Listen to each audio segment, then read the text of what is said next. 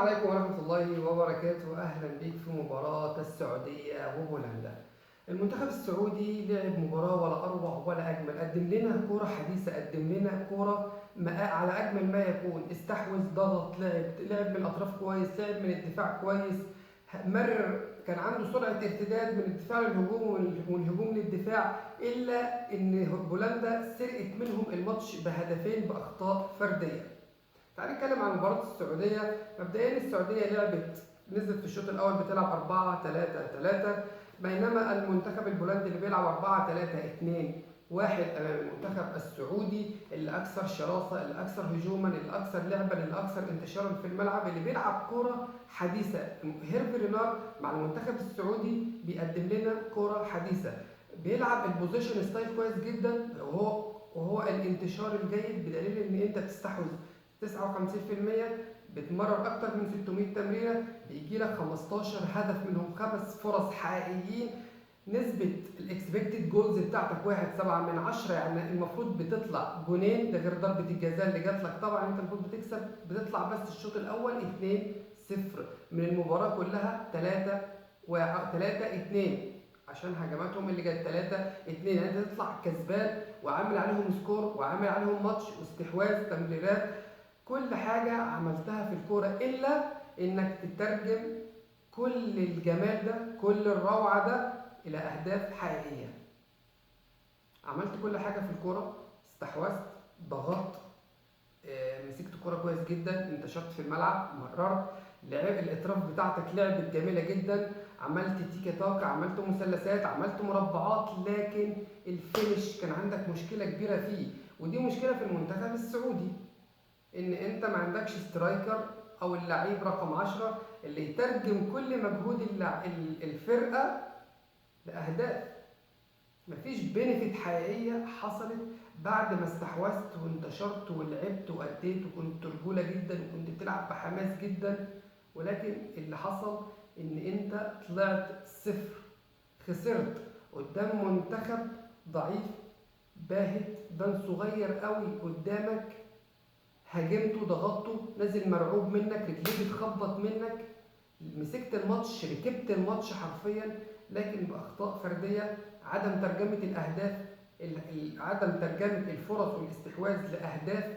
وده قلنا لان انت ما عندكش اللاعب الفت رقم 10 او الاسترايكر الصريح اللي بعد المجهود ده كله يدخلك الكره في الجول. اذا كان الشهري لعيب ممتاز جدا، لكن مش سترايكر صريح، مش فت في راس الحربه. انت محتاج لعيب يترجم المجهود ده كله والتعب ده كله لاهداف حقيقيه.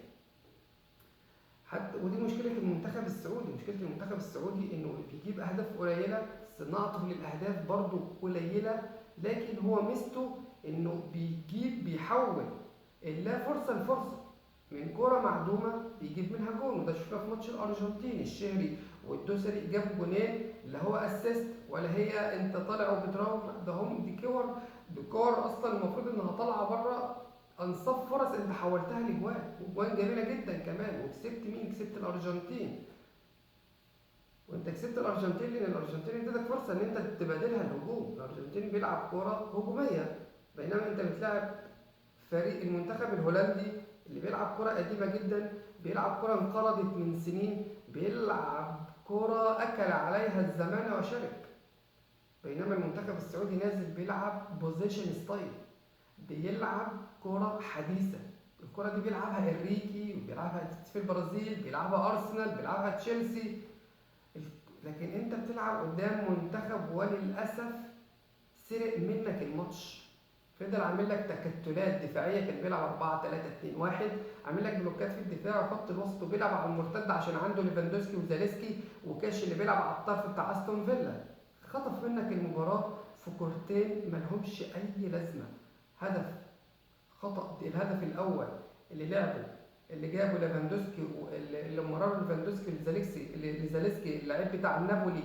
وهنا هنقول ان الجون ده فيه رعونه في التمركز لقلبي الدفاع السعودي تمبكتي والبليهي، في سوء تمركز.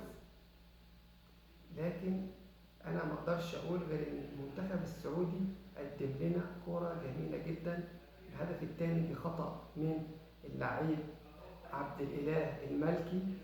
عبد الإله المالكي لعيب جميل جدا، لعيب حريف جدا، لعيب كويس جدا في مركزه، لكن للأسف الشديد خطأ وارد ما يحصل جاب جول ليفاندوسكي اللي انا قلت عليه في الفيديو اللي فات ان هينزل سعران حرفيا كوره، عايز يعمل اي حاجه، عليه ستريس كبير جدا من الاعلام في بلده، وللاسف ده ما عملوش غير قدام المنتخب السعوديه، لان قلوب الدفاع السعوديه كان فيها ضعف في التمركز، كان في ضعف في التمركز في قلوب الدفاع السعوديه، باستثناء سعود عبد الحميد اللي لعب ماتش جدا.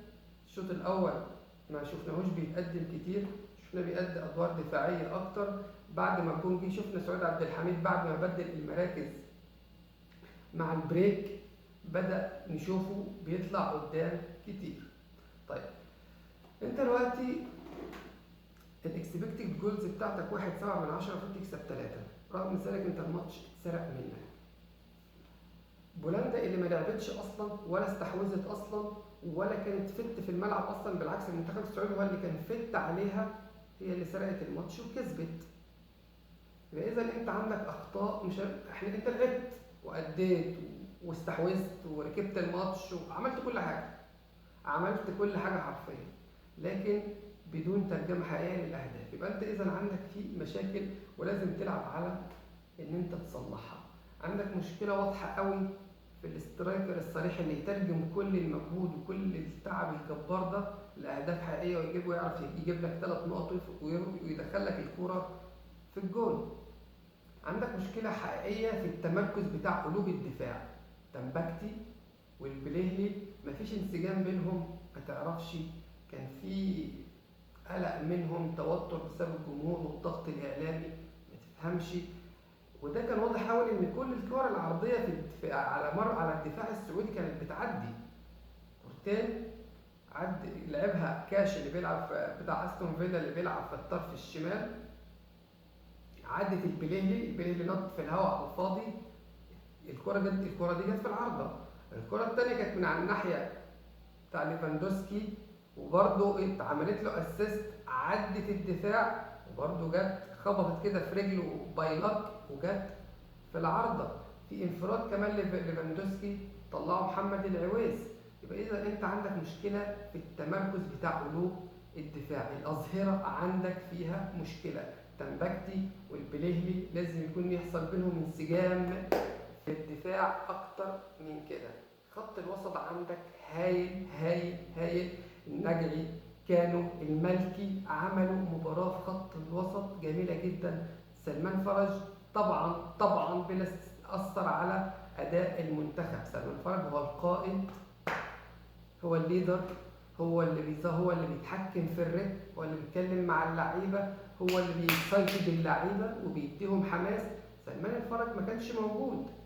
اذا انت عندك مشكله حقيقيه في ان انت تعالج مكان سلمان فرج. ياسر الشهراني واللي برضو غيابه اثر جدا. يبقى انت عندك برضو انت رايح بكمان قائد التيم بتاعك مش موجود، وسلمان الشهري وياسر الشهري من افضل اللعيبه اللي موجوده في الصخور السعوديه برضو مش موجود. وكمان الملكي هيتغيب الماتش الجاي لانه واخد انذارين، واخد انذار في ماتش الارجنتين وخد انذار في ماتش بولندا. فاذا انت هيكون محتاج في لعيب كمان مش هيلعب معاك، محتاج توجد له بديل جيد. المفروض كده ان انت بتلعب في ماتش بولندا، جات لك ضربه جزاء. هل ان انت من المعقول تضيع ضربه جزاء في ماتش هولندا في ماتش بولندا؟ جات لك ضربه جزاء، سالم الدوسري انا شفت في عينيه القلق وهو داخل، حسيت ان هو داخل قلقان، حاسس ان هو هيضيع، عمل بادي فينت مع حارس المرمى وبرضه حارس المرمى كان صايع جدا، اللي هو تشيزني بتاع اللي بيلعب في يوفنتوس، صايع 1.96 متر ما شاء الله. عمل بادي فينت، عمل يعني اوهم سلمان الدوسري انه هيروح على اليمين وحطها له، ورغم ذلك وراح على الشمال. الدوسري برضه لعبها ضعيفه، ما كانتش قويه للدرجه دي. انت داخل تلعب كوره وانت حاسس ان انت في ستريس ستريس عليك وضغط جماهيري. الجماهير السعوديه اللي حضرت بكثافه كبيره جدا. يبقى اذا احنا كان عندنا اخطاء كتيره في الماتش. كان عندك اخطاء في قلوب الدفاع، كان عندك اخطاء في ترجمه كل الفرص والاستحواذ لاهداف. سترايكر الصريح عندك برضو في مشكله، ما بيترجملكش كل الاهداف دي، كل الاستحواذ ده لاجوان. رغم ذلك انت لعبت مباراه عظيمه، لعبت مباراه هايله على التكتيك. هيرفي رينار ادار المباراه بشكل ممتاز جدا. راجل برع في انه يدير المباراه، طلع السعوديه، خلى السعوديه تركب الماتش حرفيا ولكن بدون بنفيت حقيقيه، بدون فايده. طلعنا صفر. دلوقتي انت الماتش خلاص، الماتش ده كده يعتبر اتقفل. عندك ماتش المكسيك، لازم تروح المكسيك، واحلى حاجه عملها الارجنتين ان جايبه لك المكسيك وهي ما عندهاش بديل غير الفوز. فعشان كده هياخد معاك دافع هجومي، هيندفع هجوميا معاك. انت المفروض تنزل تستغل الاسترس اللي هيعملوا عليك في الهجوم وتخطف منه جول. لا يعني المكسيك افضل ما عملته الارجنتين معاك، هتودي لك المكسيك وهي ما عندهاش فرصه غير انها تكسب. فهتلعب معاك كوره هجوم وهياخد معاك ريسك هجومي لازم تستغله، وتستغل الاندفاع ده وتسجل جول واتنين وتركب الماتش وتستحوذ، ولكن بترجمه للاهداف، لان انت ما عندكش بديل غير الثلاثه بوينت. لازم تاخد 3 بوينت. تعادل ما تدخلش فيك اهداف على قد ما تقدر. انت اصلا سالب 1 جولز، يعني انت اصلا طالع من ماتش بولندا سالب 1 جولز، فالتعادل هيدخلك في حسابات اصلا مش في صالحك. فانت لازم تكسب الماتش، ومش لازم تكون بوزيشن ستايل قد ما انك تقتنص 3 نقاط. بعد كده ايه اللي يحصل في دور ال 16 مش هنفكر فيه دلوقتي. شكرا والسلام عليكم.